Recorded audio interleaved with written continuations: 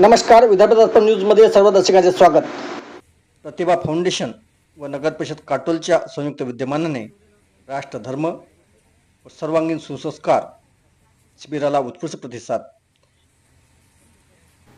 प्रतिभा foundation आणि नगर परिषद काटोल यांच्या संयुक्त विद्यमानाने सुसंस्कार शिबिराचे या ठिकाणी आयोजन करण्यात आलेले आहेत.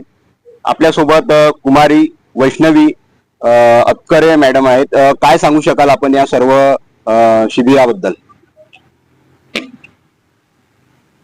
खरं तर मुलांना संस्कारित करण्याच्या दृष्टीनं किंवा मुलांना फोन ऍडिक्शन पासून लाभ करण्याच्या दृष्टीनं आपल्या या शिबिराचा संपूर्ण कोर्स जो आहे हा डिझाईन करण्यात आलेला आहे. 10 मे पासून 30 मे पर्यंत म्हणजे संपूर्ण 21 दिवसाचा हा कोर्स आहे. 20 दिवस हा अभ्यासक्रम चालत असतो आणि शेवटच्या दिवशी या कार्यक्रमाचा समारोप असतो.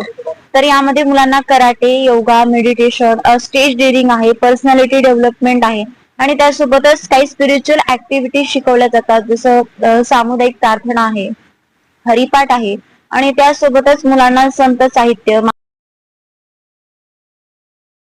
महापुरुषांचे चरित्र हे सगळं शिकवून मुलांना आपल्याला 24 तास 20 दिवस फोन पासून वेगळं ठेवण्यासाठीचा हा आपला प्रयत्न असतो.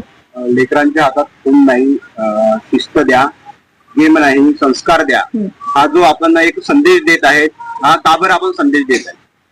खरं तर आता मी कार्यक्रम करत असते आणि बऱ्याच ठिकाणी मला हे जाणवलं की लहान लहान मुलं अग्रेसिव्ह होत आहे खूप फोन वापरल्यामुळं. म्हणजे जेवताना ताट फेकून देणं, आई वडिलांचं न ऐकणं, फोनमध्ये गेम्स खेळणं, फोनमध्ये विविध व्हिडिओज पाहणं आणि त्यामुळे या लेकरांच्या हातून आपल्याला फोन सोडायचा आहे आणि जशी आपली जुनी संस्कृती होती या संस्कृतीची कास आपल्याला या लेकरांना धरायला लावायची आहे. त्या दृष्टीने ही टॅगलाईन आपण ठेवलेली आहे.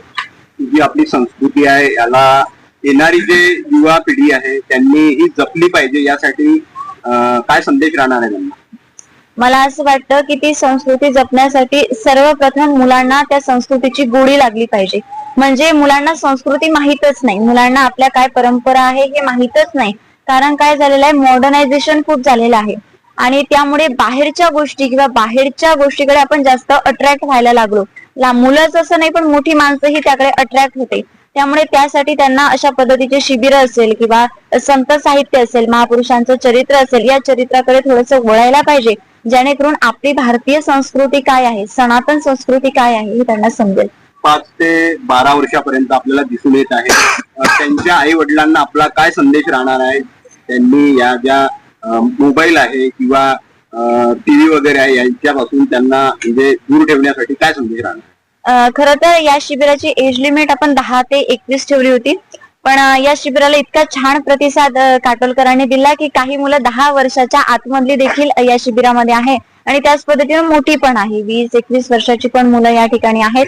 तर मला पालकांना हेच सांगायचं आहे की आपल्याला जर त्यांना फोन पासून वेगळं करायचंय तर सर्वप्रथम पालकांना त्याचं त्या विद्यार्थ्याचं किंवा त्या लेकराचं फ्रेंड बनलं पाहिजे, मित्रमैत्रीण बनलं पाहिजे आणि ते त्यांना समजून सांगून मग त्यांच्यावर थोडं काम करून मग त्यांना फोन पासून वेगळं केलं पाहिजे. या शिबिराच्या जे समारोप आहे त्याबद्दल काय सांगतो? या शिबिराचं जे समारोप आहे हा 30 तारखेला सायंकाळी 7 वाजता याच ठिकाणी होणार आहे, म्हणजे 5 नंबर शाळेमध्ये. आणि या शिबिराला आपल्या मतदारसंघाचे आमदार आदरणीय चरण सिंग ठाकूर हे उपस्थित राहणार आहे. त्यासोबत माननीय आमदार आशिषजी देशमुख आहे, नगराध्यक्ष मॅडम आहे आपल्या देशमुख मॅडम, वंजारी दादा आणि त्यासोबतच नगर परिषदचे अनेक कर्मचारी, माजी शिक्षण सभापती विजयदादा महाजन आहे, आरोग्य सभापती जोगेकर दादा आहे, डॉक्टर प्रेरणा बारोकर आहे आणि तुपकर दादा आहे, कमलेश डोईजोड आहे सरपंच लाडगावचे, इत्यादी अनेक पाहुणे मंडळी त्या ठिकाणी उपस्थित राहणार आहे. त्यासोबतच मोजरीवरून आलेले आमचे मनोहर दादा साबळे आहे, डॉक्टर संकेत महाराज पाडे आहे, सचिन महाराज पाडे आहे, इत्यादी अनेक आध्यात्मिक वक्ते देखील त्या ठिकाणी उपस्थित राहणार आहे.